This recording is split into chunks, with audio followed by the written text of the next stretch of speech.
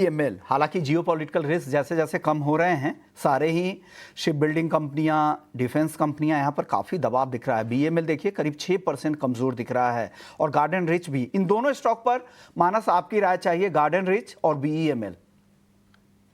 देखिए, सही है कि आज दोनों स्टॉक में हमने करेक्शन देखा है, लेकिन हमें ये भी ध्यान रखना है कि स्पेशली बीईएमएल की बात करूंगा कि जहां पर ₹2400 से लेकर 4800 तक की रैली ऑलरेडी देखने को मिली थी। तो एक छोटा-सा करेक्शन है, मेरे ख्याल से तो अगर आपके पास पोज़ीशन है और आप लॉन्ग टर्म के लिए बने रहना चाहते हैं, तो कोई घबराने वाली बात नहीं है। जब तक 3800 के ऊपर ट्रेड करता रहेगा, तब तक लॉन्ग टर्म के लिए पॉज़िटिव बना बना रहेगा। अब देखिए नेक्स्ट मूव तो तभी स्टार्ट होगा जब स्टॉक 4800 के लेवल को ब्रेक करेगा, उसके ऊपर निकलेगा। और अगर 4800 के ऊपर निकलेगा, तो नेक्स्ट टारगेट ₹5500 के आसपास का हो सकता है। और देखिए जीआरएसई का भी जो medium to long term trend है, वो बहुत पॉज़िटिव है। मेरे ख्याल से तो करेक्शन एक बढ़िया बाइंग अपॉर्चुनिटी है। करीब-करीब ₹2600 के स्टॉप लॉस से करीब 10 से 12 मंथ के लिए यहाँ पर पोज़ीशन बनाई जा सकती है और मेरा समझना है कि स्टॉक में 4500 के लेवल्स को टेस्ट करने का पोटेंशियल है। ओके, 4500 का पोटेंशियल है।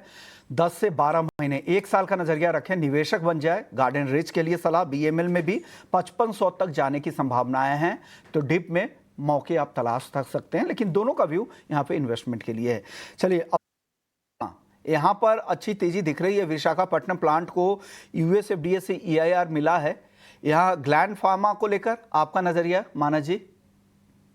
तो देखिए यहाँ पर ट्रेंड तो पॉजिटिव है क्योंकि अगर आप देखें तो 1400 से stock higher tops higher bottoms बना रहा है। इंपॉर्टेंट मूविंग एवरेज के ऊपर ट्रेड हो रहा है। कुछ दिन पहले करेक्शन देखने को मिला, लेकिन 10 डे मूविंग एवरेज पे वापस बाइंग इंटरेस्ट देखने को मिला है। आई थिंक एक टारगेट सेट करने होंगे तो वो 1900 के रहेंगे, और अगर आप करंट लेवल्स पे पोजीशन लॉन्ग साइड पे बना रहे हैं तो आपको स्टॉप लॉस 1690 के नीचे लगाना है। ओके, एक और स्टॉक है दिल्ली वेरी का। यहाँ पर भी अच्छी मजबूती दिख रही है। जेएम फाइनेंशियल्स की तरफ से खरीदारी की राय भी आई थी। स्टॉक का टारगेट इन्वेस्टर्स के लिए ₹480 का दिया गया है। आपकी राय सर दिल्ली वेरी पर? तो देखिए पहले तो डिलीवरी पे डिस्क्लोजर है कि यहाँ पर हमने अपने क्लाइंट्स को भी रिकमेंडेशन दिया हुआ है, और ये क्लियर कट ब्रेकआउट है। करीब करीब अगर आप देखें तो 20-25 दिनों से स्टॉक 370-75 की रेंज में रेजिस्टेंस फेस कर रहा था। लेकिन अब फाइनली ये रेजिस्टेंस ब्रीच हुआ है। वीकली चार्ट पे एक फ्लैग पैटर्न का ब्रेकआउट है। अगर एक ट्रेड लेना होगा तो लॉन्ग साइड पे 364 के स्टॉप लॉस से खरीदारी करने का ट्रेड लेना है। 300। ओके, तो खरीदारी की राय आपकी तरफ से आ रही है। आपके ऑडियो में कुछ दिक्कत है, वापस से रिकनेक्ट करेंगे। तो दिल्ली वेरी में भी खरीदारी की सलाह यहाँ पर निकल कर आ रही है। दूध बाजार में भी एक स्टॉक है केपीआईटी टेक। यहाँ पर आज कमजोरी काफी दिख रही है। केपीआईटी टेक को लेकर मानस जी क्या राय बन रही है, क्या करना चाहिए इस गिरावट पर? तो देखिए स्टॉक अपने 200 डे मूविंग एवरेज के ऊपर सस्टेन नहीं हो पाया। करीब 5 से 6 दिन पहले स्टॉक ने अपने 200 डे मूविंग एवरेज को रिगेन किया था। उसके बाद हमने कंसोलिडेशन देखा और आज वापस 200 डे और 20 डे मूविंग एवरेज के नीचे फिसला है। तो स्टॉक के लिए ये जो पैटर्न है वो तो बहुत अच्छा नहीं है, लेकिन फिर भी एक होप अभी भी है 1290 के आसपास, 1295, 1290 के आसपास।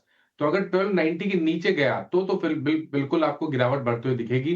इसलिए अगर आपके पास लॉन्ग पोजीशन है तो 1290 का स्टॉप लॉस लगा लीजिए। और अब देखिए खरीदारी यहाँ पर तब तक नहीं करेंगे जब तक स्टॉक 1400 के नीचे ट्रेड करता रहेगा, तब तक ये सेल ऑन रैलीज का स्टॉक बना रहेगा।